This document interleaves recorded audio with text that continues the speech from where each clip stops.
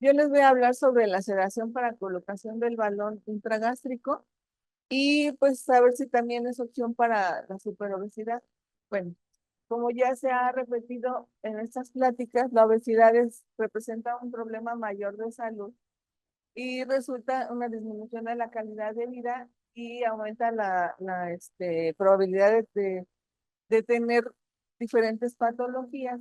En estos pacientes es muy frecuente ver apnea del sueño, hipertensión, diabetes, cardiopatía isquémica, coles- colecistolitiasis, hiperlipidemias y cierto tipo de cáncer.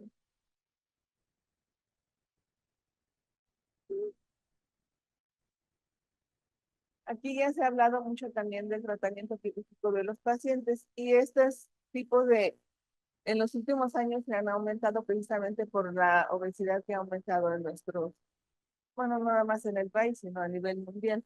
Las técnicas menos invasivas y las terapias de puente son estos balones que se están poniendo.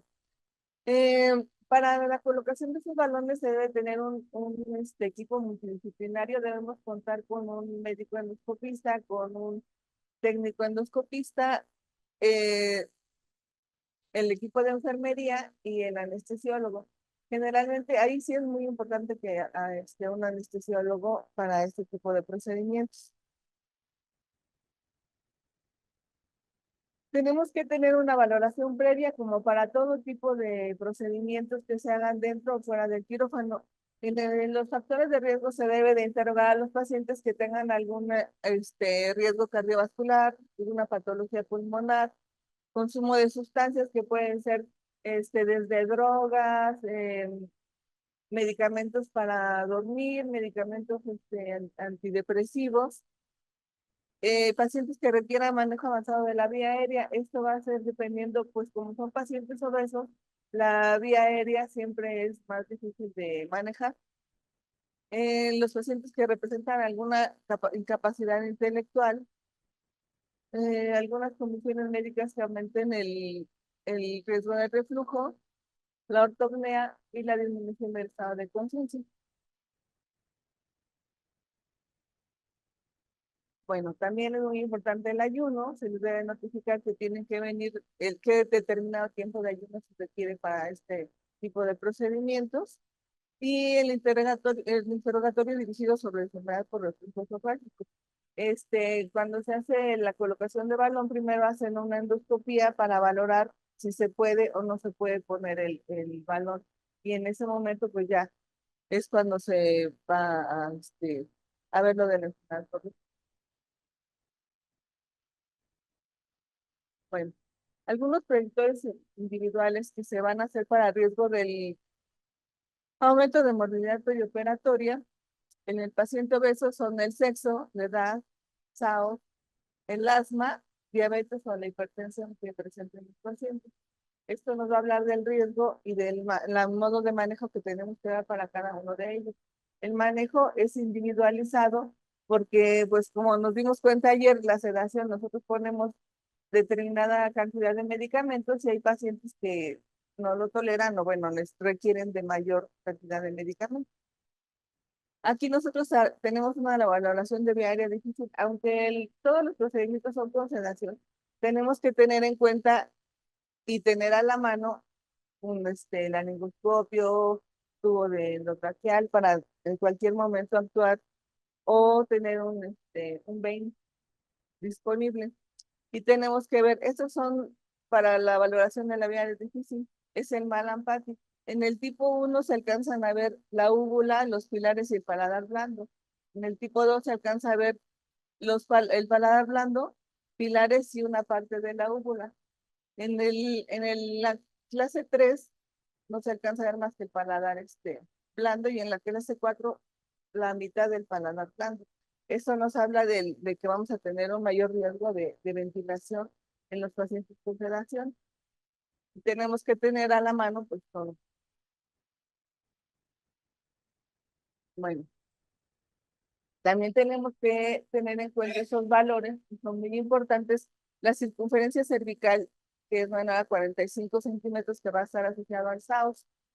El índice de masa corporal de 27 a 35 kilogramos por metro cuadrado. y movilidad cervical o test de mordida. Eso nosotros lo hacemos para valorar la apertura oral y cómo tenemos que nosotros, en algún momento que ellos empiecen a desaturar, nosotros nada más elevar la mandíbula sin necesidad de hacer otra maniobra para que pueda ventilar mejor. También tenemos que preguntar alergias a medicamentos para saber nosotros qué podemos utilizar o premedicarlos con algún dexametasona, hidrocortisona, para no tener problemas. El abuso del alcohol, tabaco, sustancias ilícitas, fármacos, eso también nos va a dar una idea de qué es lo que tenemos o qué no tenemos que utilizar, porque hay algunos medicamentos como el Midazolam que en lugar de dar de que nos dé un efecto para que el paciente se tranquilice, el efecto es contrario y hay efecto de excitación. Bueno, la sedación aquí en estos pacientes se da con el fin de que el paciente no tenga las incomodidades propias del procedimiento, que no esté moviéndose, que no quiera morder el tubo, que esté el más tranquilo y pues sí, para que no tenga ninguna lesión también en la boca, que se vaya a morder, que saquen la boquilla, cualquier cosa de eso. Se va a efectuar comúnmente en niveles moderados.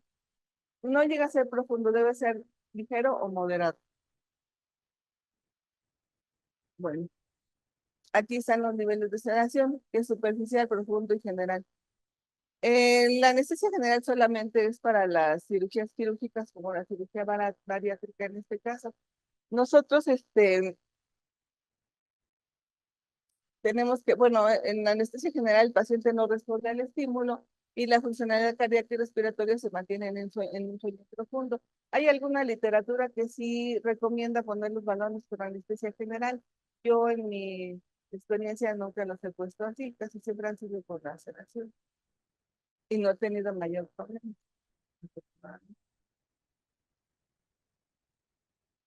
Bueno, el protocolo aquí de la monitorización para este tipo de procedimientos, hay que poner el monitoreo simple, que sería el electrocardiograma, saturación de oxígeno y la presión arterial. Se mantiene oxigenado con puntas nasales y, bueno, nosotros tenemos una monitorización de nivel de sedación, que es el BIS, que es el índice biespectral, que es para saber exactamente en qué plano de sedación se encuentra nuestro paciente. Eso solamente se hace en quirófano con un dispositivo que se pone en la frente que lo podemos manejar directamente para tener exactamente el tipo de profundidad que se le va a dar al paciente. Ujú. Bueno, algunos medicamentos que utilizamos, que son los más frecuentes, es el midazolam, también está el diazepam, pero el inicio del midazolam es más rápido. Entonces, es de duración corta y los efectos amnésicos son más útiles. Como les comentaba, esto en pacientes que no tengan algún antecedente de psicotrópicos, de alcohol, de drogas, de medicamentos antidepresivos. Bueno, en esta nosotros lo utilizamos como dosis inicial de 1 a 2 miligramos por kilogramo de peso. Esto es para las sedaciones. Puede haber dosis adicionales de 0,5 a 1 miligramo cada 2 minutos, pero eso puede ser para un procedimiento que se vaya prolongando más. De hecho, casi siempre lo hacemos con la dosis inicial solamente. El efecto máximo va a durar de 3 a 4 minutos y la duración del efecto es de 15 a 80 minutos. Tiene un efecto residual, pero no hay ningún problema. El paciente lo elimina satisfactoriamente. Otro medicamento que utilizamos es el fentanilo, que este es un opioide, y este va a presentar analgesia alta. Este lo utilizamos para que el paciente no tenga dolor al momento del procedimiento. Disminuye su ansiedad también y le proporciona una buena analgesia. Este puede producir depresión respiratoria, pero siempre y cuando se utilice por más tiempo del que estamos utilizando. La dosis que ocupamos es una dosis baja y bueno, se va a adaptar a la duración de los procedimientos, como aquí lo dice, es de 20 a 25 minutos. La administración del paciente nos va a dar estabilidad, no nos va a provocar que tengan disminución en la ventilación y esos pacientes se pueden dar de alta al recuperarse sin ningún problema de que vayan a tener alguna repercusión de que se vuelvan que se vayan a su domicilio y vuelvan a tener efectos sobre él, se elimina satisfactoriamente.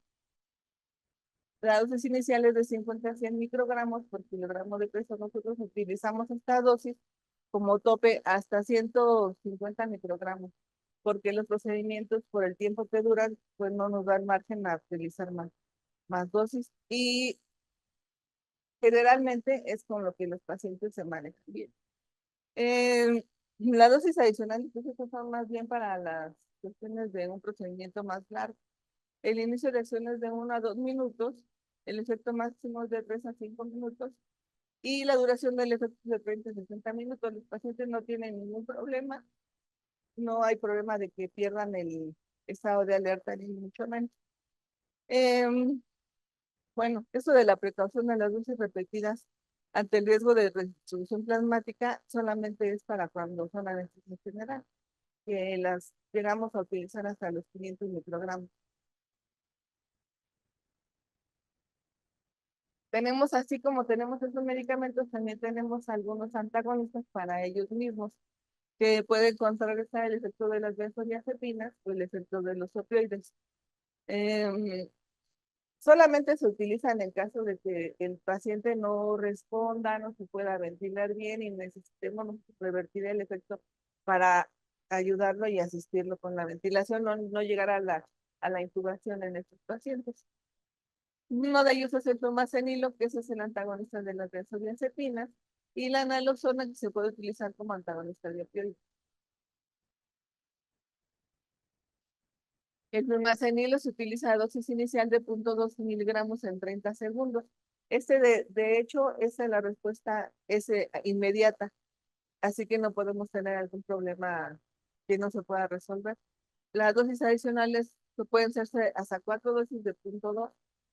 De eso no tenemos ningún problema. La naloxona la utilizamos con dosis de 0.1 a 0.2 miligramos por kilogramo de peso y con dosis adicionales de 0.2 miligramos a los 2 o 3 minutos.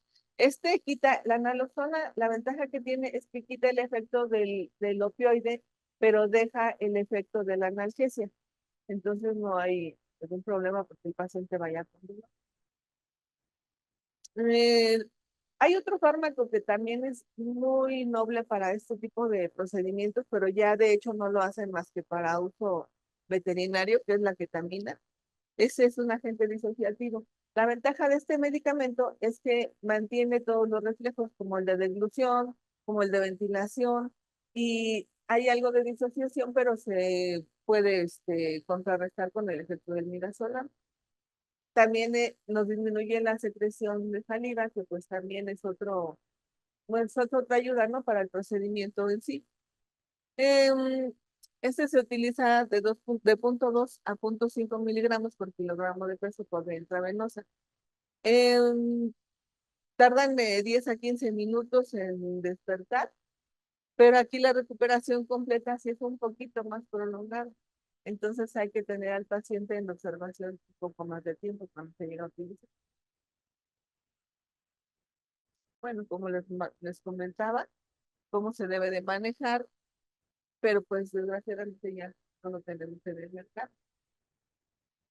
Bueno, otro de los medicamentos que utilizamos mucho es el propofol. Este es un hipnótico y sedante, tiene propiedades amnésicas y antieméticas. Este va a ser de inicio rápido de 30 a 60 segundos y una vida plasmática de 1.30 a 4.13 minutos. De este medicamento sí tenemos que estar pasando los bolos frecuentemente en cuanto vemos que el paciente empieza a despertar para que se mantenga en un estado de sedación un poquitito más, un poco más de tiempo del que requerimos. Mm,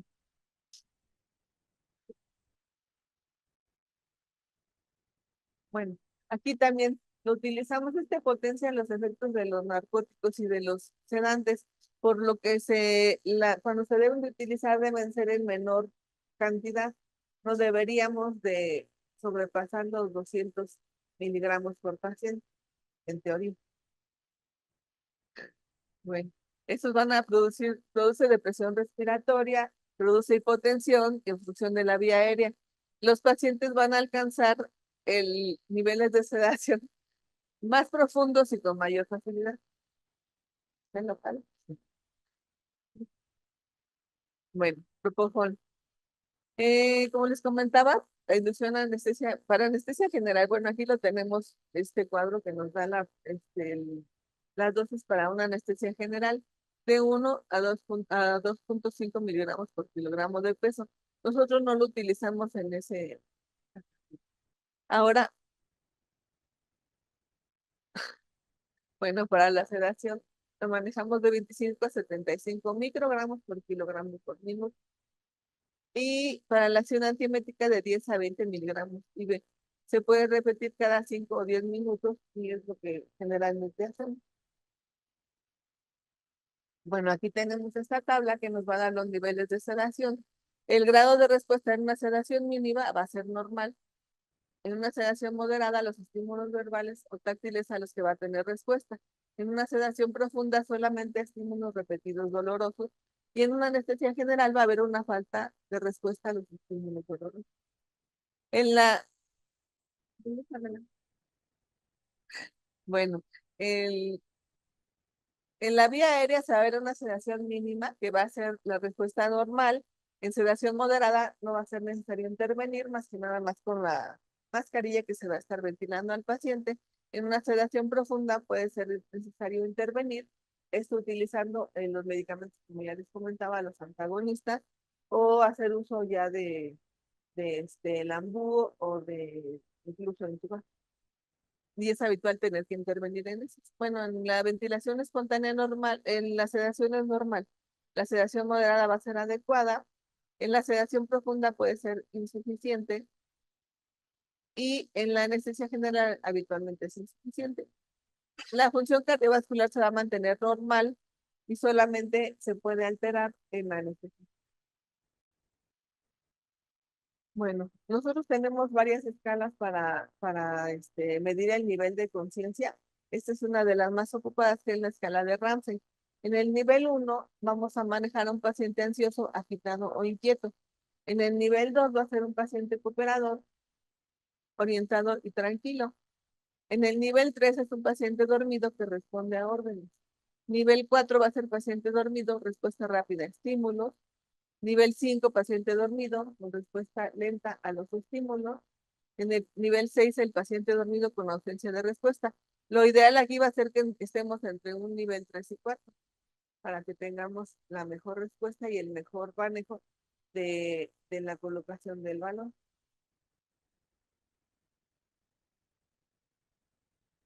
Bueno, algunas complicaciones que vamos a tener relacionadas con la sedación va a ser la depresión respiratoria, incluso la broncoaspiración. Por eso es muy importante que los pacientes mantengan el ayuno que se les indica para no tener este problema.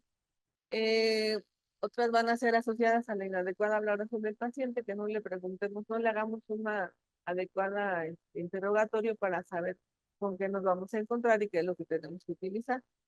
Una inadecuada elección de técnica anestésica. Aquí nos habla de una sedación excesiva o asociaciones de fármacos. Hay algunos fármacos que entre sí compiten y no deberíamos de utilizarlos en el mismo procedimiento. Entonces, esto es muy importante que lo tengamos en cuenta. La obesidad, porque los pacientes, que en este caso todos son obesos, el problema de la ventilación pues es muy frecuente porque el cuello es muy corto. Eh, Tienen el cuello ancho, a veces no hiperextienden bien o la apertura oral es mínima. Em, una sedación que no es dada por un anestesiólogo, que bueno, sí se puede llegar a realizar y se llega a realizar, pero no es lo adecuado, que tiene, alguno podemos tener algún incidente o algún accidente que este, no podamos revertir y pues en la implicación médico-legal es muy fuerte. Bueno, y en esto lo podemos evitar con la adecuada monitorización, la adecuada oxigenación y el adecuado manejo de todo el equipo multidisciplinario, como ya lo habíamos comentado.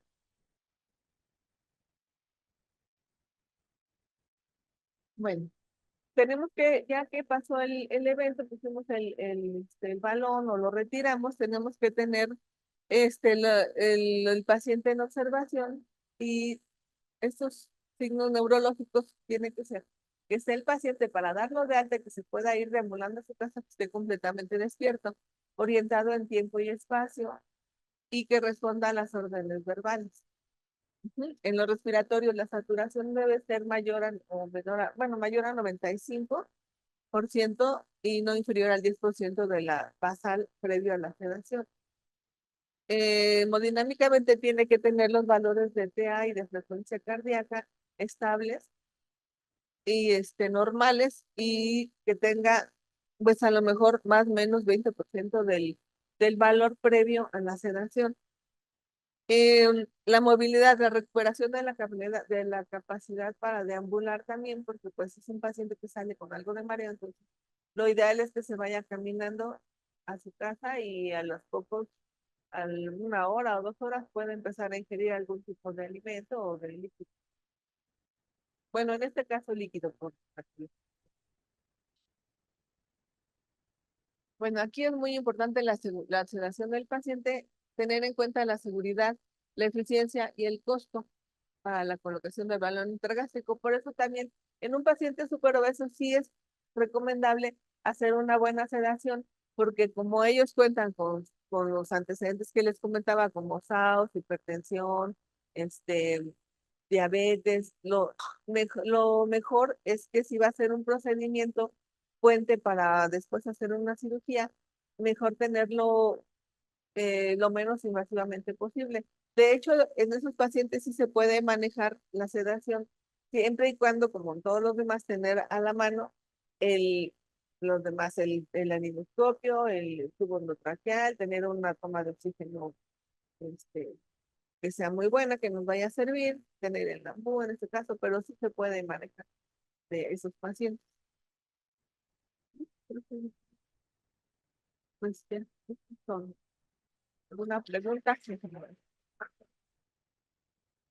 Gracias. ¿Alguna pregunta que tengas? Pues a lo mejor recomendaría poner el omeprazol, la ranitidina para ayudar al vaciado. Y nosotros, pues con el uso de la atropina también disminuimos un poquito la secreción y el riesgo a que haya, pues, no sé, bronco, una, ¿qué dice? Pues sí que pueda broncoaspirar, ¿no? Que pueda haber algún problema. Y, eh, Hay artículos, doctor, que justamente mencionan el uso de GLP-1 y endoscopía segura y se recomienda el uso de prosenético 2 a 3 días antes de la endoscopía, porque pues se ha visto la gastroparesia extrema en los pacientes. Entonces, se favorecen del uso de algún procinético previo y, o sea, nosotros en particular no lo hacemos con los retiros más que la dieta líquida previa y la toma del agua mineral o refresco gasificado para que se desprenda el alimento del balón, pero sí, cuando hay GLP-1 de por medio, se recomienda el uso de procinéticos previo a la endoscopia por el riesgo de broncoaspiración. Yo le quería preguntar, doctora, en la colocación de balón en pacientes con superobesidad, ¿recomendaría intubarlos o hacerlos despiertos con una sedación superficial? pues yo recomendaría que fuera despierto y con una acción superficial, precisamente por el riesgo a lo mejor bueno, no a lo mejor, se predice que es una intubación difícil, entonces a lo mejor tendríamos problema para actuar de inmediato y el riesgo por todos los antecedentes que tiene previos sería mucho mejor para el paciente. Sí se llegaría a hacer, a lo mejor en algún paciente que desde un inicio vemos que no es suficiente para nosotros ventilarlo con la mascarilla, previo a que empiecen ellos, nosotros les ponemos puntas nasales, pero en esos pacientes a veces utilizamos las mascarillas de CPAP, las podemos utilizar esas durante el procedimiento y ahí evitaríamos el uso de llegar a la anestesia general, pero solamente que viéramos que fuera un paciente que en verdad vamos a tener problemas, pues la seguridad del paciente ante todo y tendríamos que utilizar anestesia general, pero no es lo habitual.